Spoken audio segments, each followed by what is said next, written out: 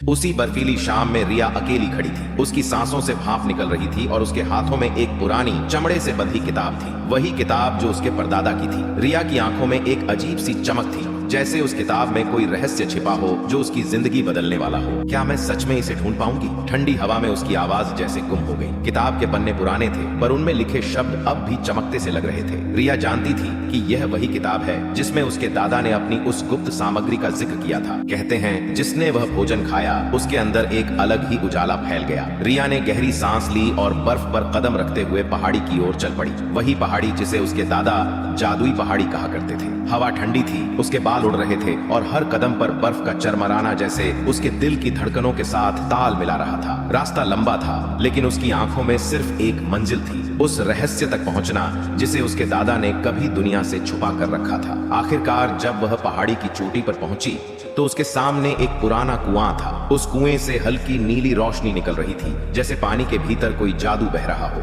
रिया धीरे से आगे बढ़ी, घुटनों के बल झुकी और अपने हाथ पानी में डुबो दिए। उसी पल तेज चमक का विस्फोट हुआ और उसकी आंखें चौंधिया गईं। जब उसने दोबारा आंखें खोली तो सामने एक नई दुनिया थी। हरी भरी घाटी, चमकते फूल और चारों ओर औषधियों की खुशबू। हर पत्ता, हर पौधा जैसे कोई रहस्य कह रहा था। रिया ने चारों ओर देखा और विस्मित होकर फुसफुसाई, क्या यह वही जगह है जहां दादा पहुंचे थे? तभी उसने देखा एक विशाल पेड़ के नीचे एक बूढ़ा साधु बैठा था। उसकी आंखों में अजीब सी चमक थी, जैसे वो सब कुछ जानता हो। रिया धीरे से आगे बढ़ी और विनम्र स्वर में बोली, मुझे अपने दादा की बनाई उस सामग्री की तलाश है जिससे उनका खाना इतना खास बनता था। साधु ने मुस्कुराते हुए आंखें खोली और कहा, बेटी, तुम्हारे दादा ने जो पकाया वो सिर्फ खाना नहीं था, वो एक आशीर्वाद था। वह रहस्यमयी सामग्री कहीं बाहर नहीं, तुम्हारे दिल में छिपी है।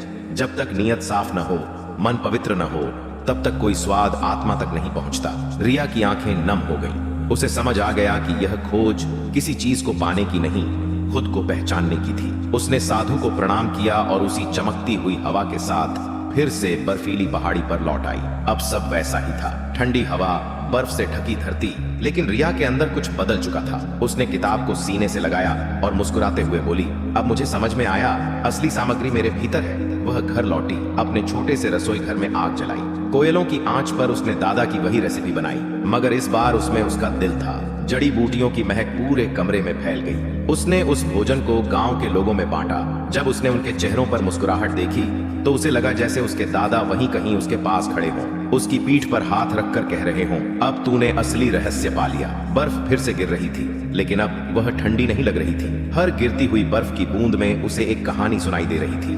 दादा, आपकी रहस्यमयी किताब ने मुझे खुद से मिलवा दिया। उसकी आंखों में एक नई रोशनी थी, जैसे अब उसे पता चल गया हो कि जादू कहीं बाहर नहीं, बल्कि हर उस इंसान के भीतर है जो प्यार और सच्चाई से कुछ बनाता है। और वहीं उसी बर्फीली हवा में रिया की कहानी हमेशा के लिए अमर हो गई। दादी की रहस्यमयी किताब।